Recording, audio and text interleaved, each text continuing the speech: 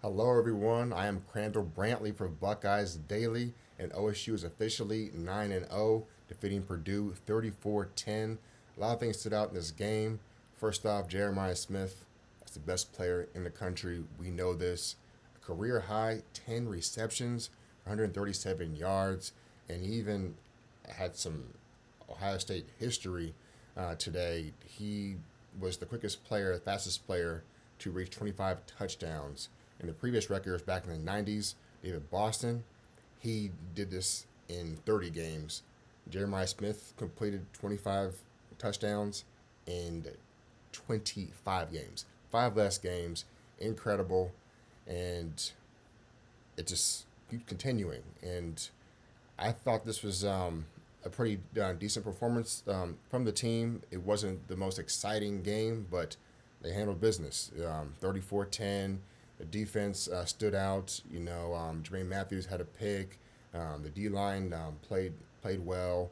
Purdue had some success in this first half with some RPOs, which is somewhat concerning because you know what Michigan is going to do that quite often, and Michigan has a quarterback that's a lot more athletic than what Purdue has. Didn't have their star running back, and Michigan has Jordan Marshall, and so that was good for OSU to bounce back from that.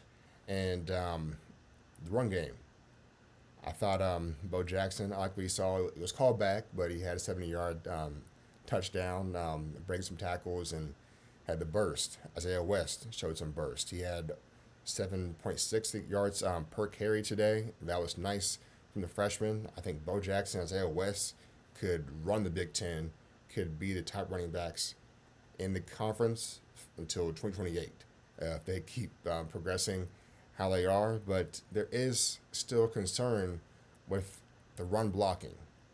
It's could be detrimental if it doesn't get better, especially later on this month. A lot of injuries.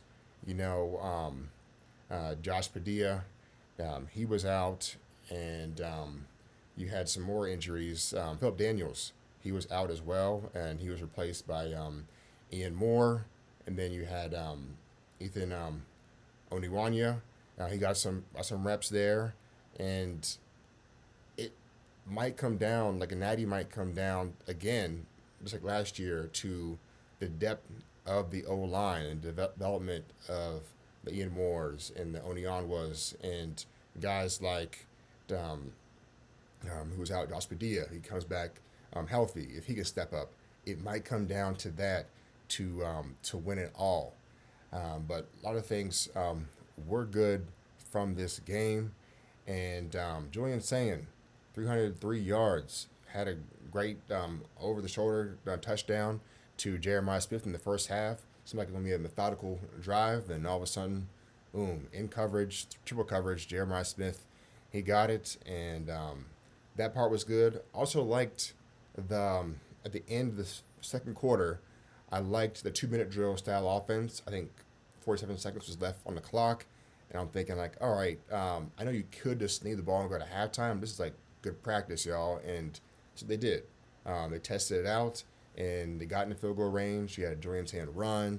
You had some passes thrown in there. Tight ends were involved, and then you had fielding, 49-yard field goal. I think that's a career high for him. He seemed pretty hyped about that. Had another one in the second half, 45 yards.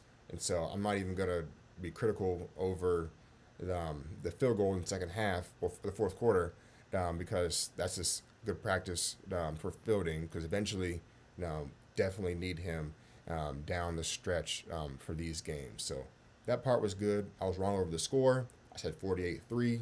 It was 34-3 for a while. Then Purdue scored at the end of the game. So fortunately, y'all were betting. They did not cover, but a win is the most important thing. I don't bet on OSU spreads because I'd be damned if I'd be mad over an OSU win because I decided to bet over the spread. Let's do 28.5 points.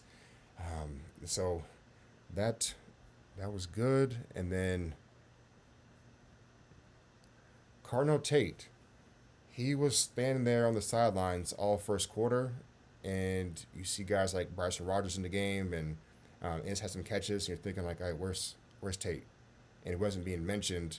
And then eventually, second quarter, it was mentioned that he had some tightness during warm-ups, and it wasn't a serious injury. Dave even said after the game that he could have played, but they're being cautious and sat him out. So I fully expect him to play next week against UCLA, and it was a good chance for other guys to get some reps. I think Malin Graham was out today, but Ennis, Rogers got some catches, and Jeremiah Smith went off. Man, can't say much enough about him, but I think the run game is still concerned. But back to Carnell Tate on this one, I don't think it's going to be serious. They even said it wasn't, but when it happened and you see him on the sidelines, you're thinking like, oh, come on, like number one team in the country, we don't want this. Like, come on, but so seems like it's going to be fine, and that is wide receiver one, the second wide receiver one of the team. He'll be fine, and he'll be back at it, getting touchdowns next weekend.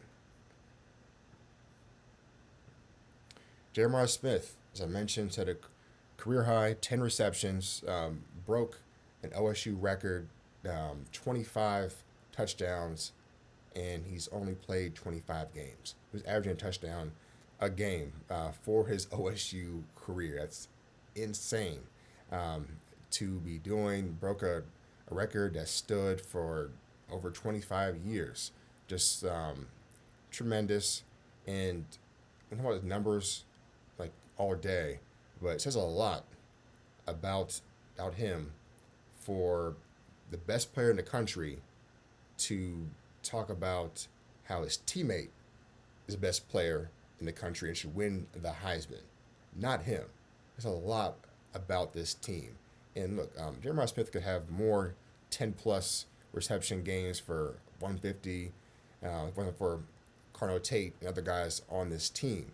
It just shows like what he can do if necessary, when necessary, he can get it done.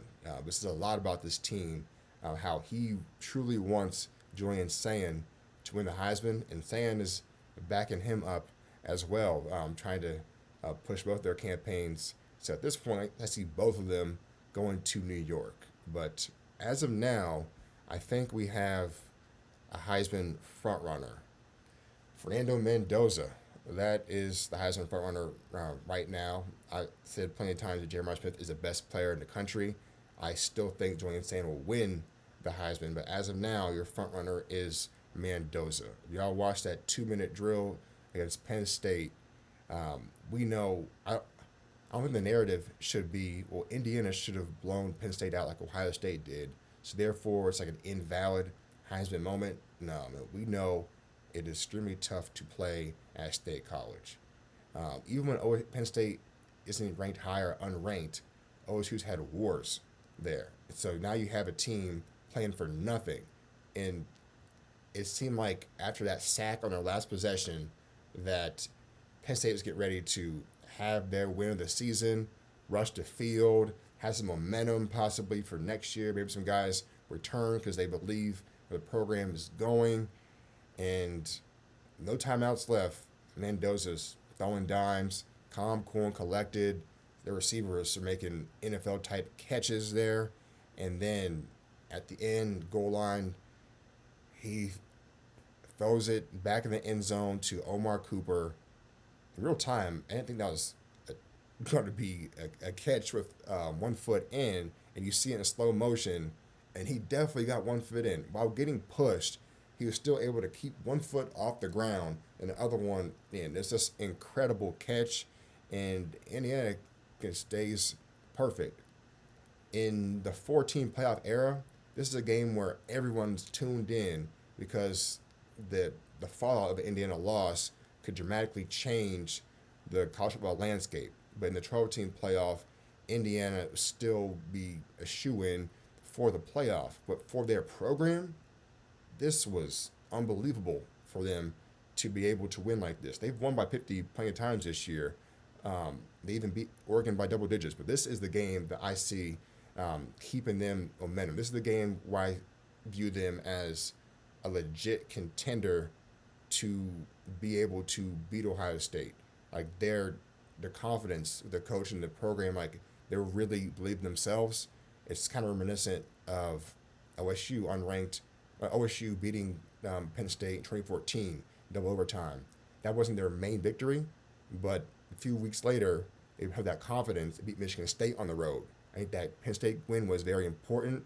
That's how I view Indiana's win today. That showed me a lot about their team. So gutsy win, and yeah, I still think I think Mendoza is front runner right now, and it doesn't matter really right now because it'll play out in Indy if both teams keep winning, and a lot of narratives could have been talked about regarding the Big Ten. You had Oregon surviving at Iowa.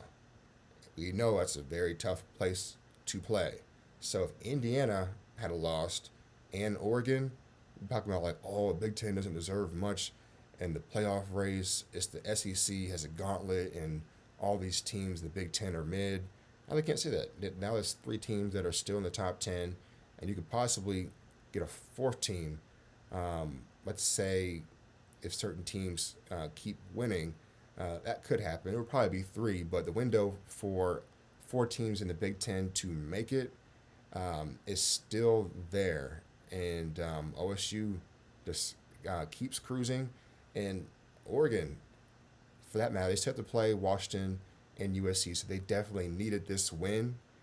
And look at Indiana. Does the committee say, I believe A&M won, but does the committee say, well, Indiana barely beat a 3-14 Penn State team, and A&M won on the road against a ranked Missouri team, so therefore they jump Indiana? Or do they say, look, Indiana has the best road win at Oregon still, because Oregon's still in the top 10 because they beat Iowa. We'll see how that goes, but for now, the Buckeyes are 9-0, and they are back in the shoe next weekend against UCLA. You got Nico. He's back in the shoe. You might have some nightmares of what happened last year. So that'd be cool. Night game in the shoe next weekend. All right, go Bucks.